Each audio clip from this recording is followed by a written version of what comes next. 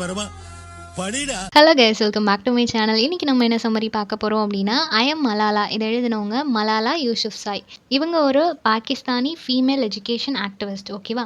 இந்த particular work 8 October 2013 publish ஆயிருக்கு. இது ஒரு ஆட்டோபயோகிராஃபிக்கல் ஒர்க். இந்த ஒர்க் இவங்க மட்டும் தனியாக எழுதலை. கிறிஸ்டினா லாம்ப் அப்படின்னு சொல்லப்படுற இன்னொருத்தவங்களோட சேர்ந்து தான் இந்த புக்கை எழுதி பப்ளிஷ் பண்ணியிருக்காங்க. ஓகேவா? இவங்க ஒரு ஃபீமேல் எஜுகேஷன் ஆக்டிவிஸ்ட்னு பார்த்தோம் இல்லையா? ஸோ அதுக்காக 2014 இவங்களுக்கு நோபல் பீஸ் ப்ரைஸ் வந்து கிடச்சிருக்கு. இவங்களுக்கு அவங்களோட 17வது வயசுலேயே இது கிடச்சிருச்சு. ஸோ வேர்ல்டு வைடு இது வரைக்கும் நோபல் ப்ரைஸ் வாங்கினவங்களே யங்கஸ்ட் பர்சன் அப்படின்னா ஃபர்ஸ்ட் பர்சன் இவங்க தான் இருக்கிறதுலே யங்கஸ்ட் பர்சன். அண்ட் செகண்ட் பாகிஸ்தானியும் கூட. ஃபர்ஸ்ட் வேற ஒருத்தவங்க வாங்கியிருக்கிறாங்க பாகிஸ்தான்லேருந்து, செகண்டு இவங்க வாங்கியிருக்கிறாங்க. ஓகேவா? ஸோ இவங்க வந்துட்டு ஒரு சின்ன பொண்ணாக இருந்தாலும் அவங்களோட டீனேஜில் இருந்து இவங்க பாகிஸ்தானில் இருக்கிறாங்க இல்லையா, அங்கே தாலிபன்ஸோட ஒரு அக்ரெசிவான ரூலிங் இருந்துச்சு, டாமினேஷன் இருந்துச்சு. ஸோ அதுக்கு அகெயின்ஸ்டாக இவங்க நிறைய வாய்ஸ் அவுட் பண்ணாங்க. ஓகேவா? ஸோ அவங்களுக்காக சப்போர்ட் பண்ணி அப்போவே நிறைய பேசியிருக்கிறாங்க. நியூயார்க் டைம்ஸில் வந்து நிறைய எழுதியிருக்கிறாங்க. ஸோ அவங்களோட சின்ன வயசுல இருந்தே இந்த தாலிபன்ஸ்க்கு அகெயின்ஸ்டாக இன்டர்வியூஸ் கொடுக்கறது, நிறைய நியூஸ் பேப்பரில் ஆர்டிகல்ஸ் எழுதுறது, பப்ளிக் மீட்டிங்ஸில் பேசுறது, இந்த மாதிரியான விஷயங்கள் எல்லாம் பண்ணிட்டு இருந்தனால ஒரு நாள் என்ன பண்ணுறாங்க அப்படின்னா 2012 அவங்களுக்கு ஒரு 15 வயசு இருக்கும்போது அவங்க எக்ஸாம் முடிச்சுட்டு வராங்க. வந்த உடனே தாலிபன் ஒருத்தர் வந்து இவங்கள ஷூட் பண்ணிட்டாங்க. ஸோ அப்போ வந்து அவங்க கம்ப்ளீட்டாக பெட் ரெஸ்ட்டில் இருக்கிற மாதிரியான ஒரு சிச்சுவேஷன் ஆச்சு. நியர்லி ஒரு 10 டேஸ்க்கு அப்புறமா அகெயின் அவங்க வந்தாங்க. ஷூட் பண்ணாலும் அதுக்கு பயப்படாமல் அந்த சின்ன வயசுலேயே அதுலேருந்து வெளியே வராங்க. வெளியே வந்துட்டு அகெயின் அந்த தாலிபன்ஸ்க்கு அகெயின்ஸ்டாக ஃபைட் பண்ண ஸ்டார்ட் பண்ணுறாங்க. அவங்க முக்கியமாக ஃபோக்கஸ் பண்ணுறது விமன் எஜுகேஷன். எஜுகேஷன் அப்படின்றது எவ்வளோ இம்பார்ட்டன்றது தெரியும், அது விமனுக்கு எவ்வளோ இம்பார்ட்டன்ட் அப்படின்றது சொசைட்டிக்கு சொல்லணும்னு நினைக்கிறாங்க. ஸோ இந்த particular work I am Malala அப்படின்றதுக்கு வந்து இன்னொரு டைட்டில் என்ன அப்படின்னா, the story of the girl who stood up for education and was shot by Talibans அப்படின்றது தான் இதோட டைட்டில். ஓகேவா? இதில் டோட்டலாக 5 பார்ட்ஸ் இருக்குது. ஃபர்ஸ்ட் பார்ட்டோட டைட்டில் பிஃபோர் தி தாலிபன் அப்படின்றது. அதில் வந்து கம்ப்ளீட்டாக இவங்களோட பர்த்லேருந்து 11 இயர்ஸ் என்ன நடந்துச்சு அப்படின்றத கொடுத்துருப்பாங்க. முக்கியமாக அவங்களோட ஃபேமிலி டீட்டெயில்ஸ் வந்து அதிகமாகவே கொடுத்துருப்பாங்க. ஸோ அந்த ஃபர்ஸ்ட் பார்ட்டில் இருக்கிற ஃபர்ஸ்ட் சாப்டர் தான் இந்த வீடியோவில் பார்க்க போகிறோம். ஃபர்ஸ்ட் சாப்டரோட title a daughter is born. ஓகேவா? ஸோ அது அவங்கள தான் மென்ஷன் பண்ணியிருக்கிறாங்க. ஏன் டாட்டர் அப்படின்னு சொல்லி ஸ்ட்ரெஸ் பண்ணியிருக்கிறாங்க அப்படின்னா, இவங்க வாழ்கிற இடம் வந்து பாகிஸ்தான் இல்லையா? அதுலேயும் முக்கியமாக ஸ்வாட் வேலி அப்படின்னு சொல்லப்படுற நார்த்தன் பாகிஸ்தான் சைடில் தான் இவங்க பிறந்திருக்கிறாங்க. பாஸ்தன் அப்படின்னு சொல்லப்படுற ஒரு ஃபேமிலி ஜூலை 12, 1997 பிறந்திருக்கிறாங்க. ஓகேவா? இதில் டாட்டர் அப்படின்றது எதுக்காக கொடுத்துருக்குறாங்க அப்படின்னா, யூஸ்வலாகவே எல்லா இடங்கள்லையும், இது பாகிஸ்தானில் மட்டும்தான் கிடையாது, எல்லா இடங்கள்லையுமே ஒரு கேர்ள் சைல்டு பிறந்துட்டு அப்படின்னா யாருமே அந்த ஃபேமிலியாக இருக்கட்டும், அவங்க சொந்தக்காரங்களாக இருக்கட்டும், யாருமே ஹாப்பியாக ஃபீல் பண்ண மாட்டாங்க இல்லையா? பாய் சைல்டுக்கு தான் நிறைய இம்பார்ட்டன்ஸ் கொடுப்பாங்க. அதே மாதிரி தான் இவங்களோட ஃபேமிலியிலையும் நடந்திருக்கு. அதுலேயும் அவங்க பிறக்கும்போது அதிகாலையில் அந்த டான் அந்த டைமில் அவங்க பிறந்திருக்கிறாங்க. ஸோ அந்த டான் அதிகாலையில் பிறக்கிற பொண்ணுங்க வந்துட்டு ரொம்ப லக்கியஸ்ட் சைல்டாக அது வளரும் அப்படின்ற மாதிரி சொல்லுவாங்க. பட் அதை கூட கன்சிடர் பண்ணாமல் இவங்க ஒரு கேர்ள் அப்படின்றத மட்டும் கன்சிடர் பண்ணி அந்த ஃபேமிலியை பார்த்து எல்லாருமே ரொம்ப அப்செட் ஆகிறாங்க. ஏன்னா அந்த கண்ட்ரியில் அதுதான் அவங்களோட மைண்ட் செட். கேர்ள் அப்படின்றவங்க ஒரு செகண்ட் கிளாஸ் சிட்டிசன் அப்படின்னும், கேர்ள் சைல்டு எல்லாருமே ஜஸ்ட் அவங்க ஃபேமிலியில் இருக்கிறவங்களுக்கு ஃபுட் ப்ரிப்பேர் பண்ணுறதுக்கும் சைல்ட் பர்த்துக்கு மட்டும்தான் அவங்கள யூட்டிலைஸ் பண்ணிகிட்டு இருந்தாங்களே தவிர அவங்கள வந்து ஒரு வர்த்தான ஒரு சிட்டிசன், ஒரு ஹியூமன் பீயிங்காகவே பார்க்கல. ஓகேவா? இப்படி ஊரே அவங்களுக்கு பொண்ணு பிறந்துட்டுன்னு சொல்லி வருத்தப்பட்டு இருக்கிற சமயத்தில் அவங்க ஃபேமிலியில் இருக்கிற ஒரு பர்சன் இவங்கள ரொம்ப வார்மாக வெல்கம் பண்ணுறாங்க. அது இவங்களோட அப்பா. ரொம்பவே சந்தோஷமாக அவங்களுக்கு பெண் குழந்தை பிறந்துட்டு அப்படின்னு சொல்லி அதை ரொம்ப செலிப்ரேட் பண்ணுறாங்க. இப்போ வரைக்கும் அவங்க இவ்வளோ சக்ஸஸ்ஃபுல்லான ஒரு பர்சனாக இருக்கிறாங்க, நோபல் ப்ரைஸ் எல்லாம் வாங்கியிருக்கிறாங்கன்னா அதுக்கு ஒன்லி ரீசன் அவங்களோட அப்பா அப்படின்றத சொல்கிறாங்க. ஸோ இப்படிப்பட்ட ஒரு நேரோ மைண்ட் இருக்கிற சொசைட்டியில் இப்படியும் ஒரு பர்சன் இருப்பாங்களான்ற மாதிரி அவங்க அப்பா வந்து அவங்களுக்கு தெரியுறாங்க. ஸோ ரொம்ப செலிப்ரேட் பண்ணுறாங்க அவங்க பொண்ணு பிறந்ததுக்காக. இவங்க பேர் மலாலா அப்படின்றது இருக்கு இல்லையா, இது எதுலேருந்து வந்துச்சு அப்படின்னா, அவங்களோட இந்த பாஸ்தன் ஃபேமிலியில் முன்னாடி ஒரு யங் டீனேஜ் கேர்ள் மலலை அப்படின்னு சொல்லப்படுற ஒரு கேர்ள் இருந்திருக்கிறாங்க. ஓகேவா? அவங்க ஒரு வாரியர், பிரிட்டிஷ் ஆர்மிக்கு அகெயின்ஸ்டாக ரொம்பவே போல்டாக ஃபைட் பண்ணிட்டு இருந்திருக்கிறாங்க. தென் ஒரு பாயிண்ட் ஆஃப் டைமில் இந்த பொண்ணு இவ்வளோ தைரியமாக இருக்குது அப்படின்னு சொல்லிட்டு பிரிட்டிஷ் வந்து அவங்கள கொலை பண்ணிட்டாங்க. பட் அவங்க இறந்து போனாலும் அவங்களோட கரேஜ், அந்த நேச்சரை பார்த்து அங்கே இருக்கிற வாரியர்ஸ் எல்லாரும் சேர்ந்து ஃபைட் பண்ணி பிரிட்டிஷை வந்து டிஃபீட் பண்ணுவாங்க. ஸோ அவங்க இல்லைன்னாலும் அவங்களோட ஸ்பிரிட் அந்த என்டையர் ஆர்மிக்கும் ஒரு பார் கொடுத்துச்சு இல்லையா? ஸோ அதே மாதிரி என்னோட பொண்ணும் இருக்கணும் அப்படின்றதுக்காக தான் இவங்க ஃபேமிலியில் இந்த மலலை அப்படின்றத மலாலா அப்படின்னு சொல்லிட்டு இவங்களுக்கு வச்சுருப்பாங்க. செகண்ட் நேம் என்ன அப்படின்னா, இந்த யூசுஃப்சாய் அப்படின்றது இருக்கு இல்லையா, இது வந்து ஃபேமிலி நேம் கிடையாது. ஆக்சுவலி இதுவுமே one of the largest tribes of ethnic Pashtuns. இந்த பாஸ்டன் அப்படின்ற அந்த கேங் இருக்கக்கூடிய ஒரு ட்ரைப் எத்தனிக் நேம் தான் அது. ஓகேவா? ஸோ அதை வந்து இவங்களுக்கு செகண்ட் நேமாக வச்சுருப்பாங்க. ஸோ பர்டிகுலரானது கிடையாது, ஒரு லார்ஜ் குரூப்புக்குள்ள நேம் அது. தென் இவங்களோட பர்த் பிளேஸ் பார்க்கும்போது ஸ்வாட் அப்படின்ற அந்த வேலி சைடில் சைடில் தான் அவங்க பிறந்திருக்கிறாங்க. அந்த வேலிஸ் ஃபுல்லாகவே நிறைய ஃப்ரூட் ட்ரீஸ் இருக்கும், ரிவர்ஸ், ஃபாரஸ்ட் அப்படின்னு சொல்லி ரொம்பவே பியூட்டிஃபுல்லாக இருக்கும். பார்க்குறதுக்கே ஹெவனில் வாழ்ந்த மாதிரி இருக்கும். அந்த அளவுக்கு பியூட்டிஃபுல்லான ஒரு இடத்துல தான் நான் பிறந்தேன். என்னை பொறுத்த வரைக்கும் வேர்ல்ட் மோஸ்ட் பியூட்டிஃபுல் பிளேஸ் அப்படின்னா இதை தான் சொல்லுவேன் அப்படின்னு சொல்கிறாங்க. ஓகேவா? ஸோ இவங்க இருந்தது வந்து அந்த ஸ்வாட் வேலியில் வந்து ஒரு பர்டிகுலர் வில்லேஜ், மின்கரா அப்படின்னு சொல்லப்படுற ஒரு பர்டிகுலர் வில்லேஜ். அது வந்து ஒரு லார்ஜஸ்ட் டவுன் இன் ஸ்வாட் அப்படின்னு சொல்கிறாங்க. ஓகேவா?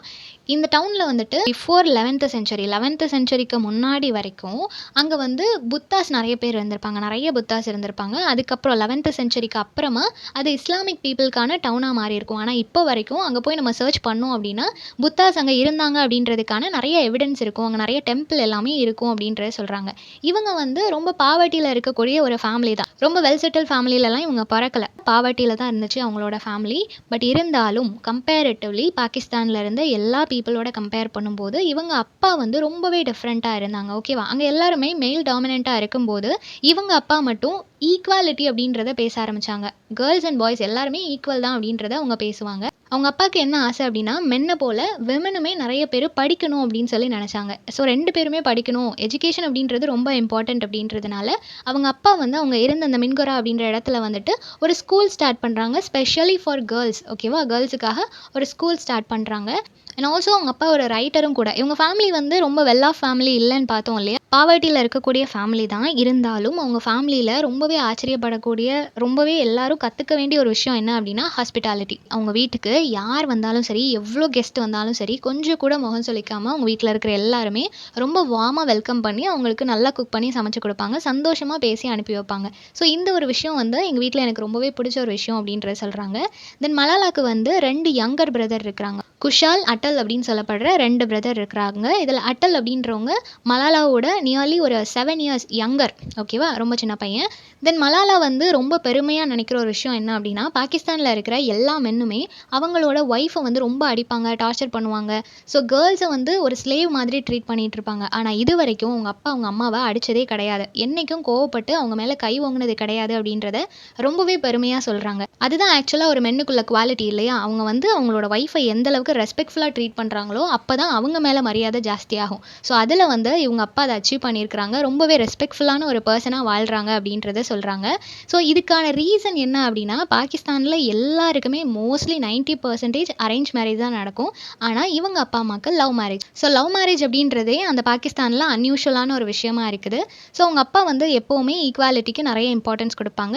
தென் அவங்க அம்மாவை பற்றி சொல்கிறாங்க. ரொம்பவே ரிலீஜியஸான ஒரு பர்சன். நார்மலாகவே முஸ்லிம்ஸ் வந்து டெய்லி 5 டைம்ஸ் ப்ரேயர் பண்ணணும் அப்படின்றத ரெகுலராக ஃபாலோ பண்ணுவாங்க இல்லையா?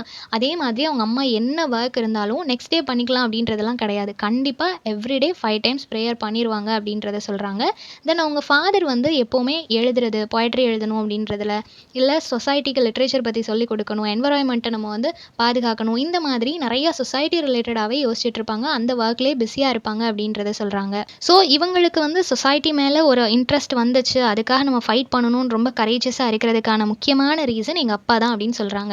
தென் இவங்க அப்பா வந்துட்டு எதெல்லாம் ரெஸ்பெக்ட் பண்ணணும், எப்படி ரெஸ்பெக்ட் பண்ணணும்னு கூட சொல்லி கொடுத்துருக்காங்க. லிட்ரேச்சர், என்வரான்மெண்ட், வேர்ட்ஸ், இந்த மாதிரி நிறைய விஷயங்களை ரெஸ்பெக்ட் பண்ணுறது, அதெல்லாம் எப்படி யூட்டிலைஸ் பண்ணணுன்றதை எங்கள் அப்பா எனக்கு சொல்லி தந்திருக்கிறாங்க அப்படின்னு சொல்கிறாங்க. இவங்க ஒரு பெஸ்ட் பப்ளிக் ஸ்பீக்கர் ஆனதுக்கான முக்கியமான ரீசனும் அவங்களோட அப்பா தான். அந்த வேர்ட்ஸோட இம்பார்ட்டன்ஸை இவங்களுக்கு சொல்லி கொடுத்துருக்காங்க.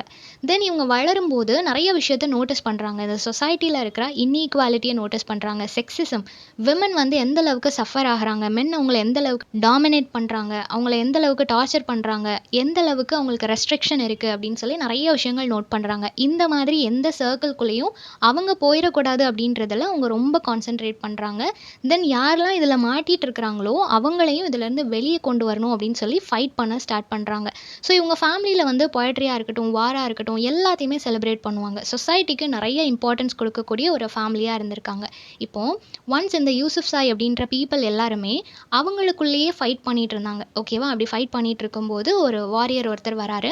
1917 அவர் என்ன பண்ணுறாரு அப்படின்னா அந்த ஸ்வாட் வேலியில் நிறைய ரூல்ஸ் அண்ட் ரெகுலேஷன்ஸை கொண்டு வராரு. நீங்கள் உங்களுக்குள்ளேயே ஃபைட் பண்ணுறீங்கல்ல, உங்களுக்கு நிறைய ரூல்ஸ் அண்ட் ரெகுலேஷன்ஸ் நான் போடுறேன், இதை தான் நீங்கள் ஃபாலோ பண்ணணும், சண்டை போடக்கூடாது அப்படின்ற மாதிரி அவங்க ஸ்ட்ராங்காக சொல்கிறாங்க. அப்போது ஒரு ஈக்குவாலிட்டி வந்து அங்கே க்ரியேட் ஆகுது. நார்மலாக லைஃப் போயிட்டுருக்குது. தென் அவருக்கு அப்புறமா அவரோட சன் வராங்க. ஜஹான்செப் அப்படின்னு சொல்லப்படுற ஒரு பர்சன் வராரு. அவர் வந்து ஒரு ஒரு கிரேட் வெல்த் அண்ட் ப்ராஸ்பரிட்டியை வந்து அந்த வேலியில் கிரியேட் பண்ணி கொடுக்குறாரு. ஓகேவா? ஸோ இந்த மாதிரியான பர்சன்ஸ் தான் அவங்களோட வில்லேஜ் அந்த டவுனை வந்து இம்ப்ரூவ் பண்ணது அப்படின்றத சொல்கிறாங்க. ஸோ அன்டில் 1969 வரைக்கும் இந்த ஸ்வாட் வேலி அப்படின்றது ஒரு அட்டானமஸ், அவங்களுக்கான தனி ரூல்ஸ் அண்ட் ரெகுலேஷன்ஸோட எந்த ஸ்டேட் அண்ட் கண்ட்ரியோடையும் கனெக்ட் ஆகாமல் தனியாக ஒரு லைஃப்பை லீட் பண்ணிட்டு இருந்தாங்க. தென் இந்த 1969க்கு அப்புறம் தான் அது பாகிஸ்தானோடைய யுனைடெட் ஆச்சு அப்படின்றத சொல்கிறாங்க. ஓகேவா? ஸோ இவங்களுக்கு வந்து ஒரு 3 ஐடென்டிட்டி இருக்கிற மாதிரி மலாலா ஃபீல் பண்ணுறாங்க. ஃபர்ஸ்ட் இவங்க ஸ்வாட் அப்படின்ற இடத்துல இருந்தாங்க இல்லையா, ஸோ ஸ்வாட்டி அப்படின்னு சொல்லி அவங்கள சொல்லுவாங்க. தென் பாஸ்டன் ஃபேமிலியை சேர்ந்தவங்கனால பாஸ்டன் அப்படின்னு சொல்லுவாங்க. தென் பாகிஸ்தானோட அது யுனைட் ஆனதுனால பாகிஸ்தானி அப்படின்னு சொல்லி இப்போ அட்ரஸ் பண்ணுறாங்க. ஸோ அவங்களோட இந்த கரேஜ், இந்த சொசைட்டி மேலே இருக்கிற லவ், இது எல்லாத்துக்கும் ரீசன் என்னோட அப்பா. அவங்க எனக்கு எப்போவுமே சொல்கிறது, நீ ஒரு ஃப்ரீ பேர்ட் மாதிரி இருக்கணும், உன்னோட லட்சியத்தை நோக்கி நீ ஓடிட்டே இருக்கணும், எந்த ரெஸ்ட்ரிக்ஷனும் ஒன்றை ரெஸ்ட்ரிக்ட் பண்ணக்கூடாது அப்படின்னு சொல்லி அவங்க தான் எனக்கு ஒரு மோட்டிவேஷனாக இருந்தாங்க, என்னை கைட் பண்ணாங்க அப்படின்றத சொல்கிறாங்க. தென் கேர்ள்ஸ் எஜுகேஷனோட இம்பார்ட்டன்ஸை சொல்லி கொடுத்ததும் எங்கள் அப்பா தான் அப்படின்னு சொல்கிறாங்க. கேர்ள்ஸ் படிச்சுட்டாங்க அப்படின்னாலே உங்களுக்கு எந்த ப்ராப்ளமும் வராது இல்லையா? ஸோ இதை பற்றியெல்லாம் எனக்கு சொல்கிறதுக்கு ஒரு பெஸ்ட் ரீசன் எங்கள் அப்பா அப்படின்னு சொல்லிட்டு அவங்க அப்பாவை ரொம்ப ஹைலைட் பண்ணுறாங்க. தென் அவங்களும் ஒரு போல்டான கேர்ளாக இருந்து சின்ன வயசுலேருந்தே ஃபைட் பண்ணிட்டு இருந்திருக்கிறாங்க. ஸோ இதுதான் சாப்டர் 1ல் இருக்குது. ஓகேவா? இந்த சம்மரி எல்லாருக்கும் புரிஞ்சிருக்கும்னு நினைக்கிறேன். நெக்ஸ்ட் என்ன டாப்பிக்கில் வீடியோ போடலான்னு சொல்லி கமெண்ட் பண்ணுங்கள். தேங்க்யூ ஃபார் வாட்சிங்.